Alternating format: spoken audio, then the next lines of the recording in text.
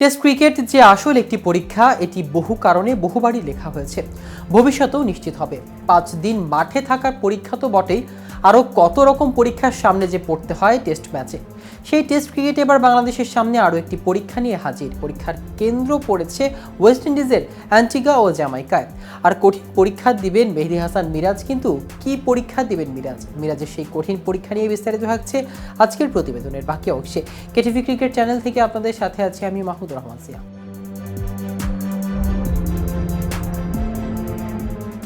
প্রথম পরীক্ষাটি বাংলাদেশ সময় আজ রাত 8টায় শুরু হবে অ্যান্টিগায়। এখানে এই সিরিজের প্রথম টেস্ট, যে সিরিজ শুরুর আগে একটা জায়গায় আলাদা হয়ে যাচ্ছে। এই প্রথম কোনো টেস্ট সিরিজে দেশের ক্রিকেটে পঞ্চ পাণ্ডব খ্যাত মাশরাফি বিন মর্তুজা, সাকিব আল হাসান, তামিম ইকবাল, মাহমুদুল্লাহ ও মুশফিকুর রহিম কেউই থাকছে না। মাঝে 2022 ও 24 সালে এই 5 জনকে ছাড়া বাংলাদেশের 2টি টেস্ট খেললেও 5 জনের কারো স্কোয়াডে না থাকা এই প্রথম। চোটে পড়ে মাশরাফি টেস্টের অধ্যায় শেষ হয়ে গেছে। 2009 সালে জুলাই ওয়েস্ট ইন্ডিজের সফরে প্রথম টেস্ট, যেটিতে প্রথমবার বাংলাদেশে একসঙ্গে টেস্ট দলে পেয়েছিল পঞ্চ পাণ্ডবকে। এরপর মাশরাফি আর টেস্টে ফেরেনি। মাহমুদুল্লাহ, সাকিব ও টেস্ট ক্রিকেটারকে বিদায় বলে দিয়েছেন। আনুষ্ঠানিকভাবে শুধু টি-20কে বিদায় বলা তামিমও। ওয়েস্ট ইন্ডিজ খেলতে পারতেন শুধু মুশফিক। আঙ্গুলের চোট তাকেও ছিটকে ফেলেছে। চোটের কারণে নেই এর তালিকায় আছেন নিয়মিত অধিনায়ক নাজমুল হোসেন শান্ত। ওয়েস্ট ইন্ডিজের টেস্ট দলকে নেতৃত্ব দেবেন সহ অধিনায়ক মেহেদী হাসান মিরাজ চাইলে এটিকে আলাদা একটি পরীক্ষা হিসেবেও নিতে পারে। টেস্টে অ্যান্টিগায় প্রথম অধিনায়কত্ব করবেন, যাতে থাকবেন না বড় ভাইদের কেউ। প্রয়োজনে মাঠে যাদের পরামর্শ নিতেন তারাও থাকবেন না। সবচেয়ে বড় কথা, টেস্ট সিরিজে ওয়েস্ট ইন্ডিজের বিপক্ষে তাদের মাটিতে শুধু মিরাজ কেন, পঞ্চ পাণ্ডবের প্রতিনিধিরাও যখন দলকে নেতৃত্ব দিয়েছেন, ওয়েস্ট ইন্ডিজে গিয়ে ওয়েস্ট ইন্ডিজের বিপক্ষে খেলা পরীক্ষায় আগুনে ফেলেছে সবাইকে।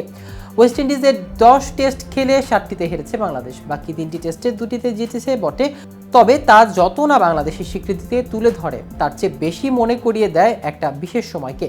2009 সালে ওই সিরিজে বাংলাদেশের কাছে ঘরের মাঠে ধবলধোলায় হওয়া ওয়েস্ট ইন্ডিজের পূর্ণ শক্তি তো নয়, ক্রিকেটারদের গৃহযুদ্ধের কারণ ছিল ভাঙাচোরা এক দল।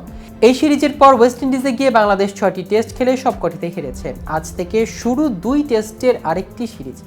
আগে ওই 6 হারের ব্যবধানের স্মৃতিতে ভাসলেও বাংলাদেশ দলের কাছে প্রত্যাশা সীমাটা ঠিক করতে আর সুবিধা হবে, যা যথাক্রমে 10 উইকেট, 296 রান, ইনিংস ও 219 রান, 166 রান 7 উইকেটে এবং 10 উইকেটে।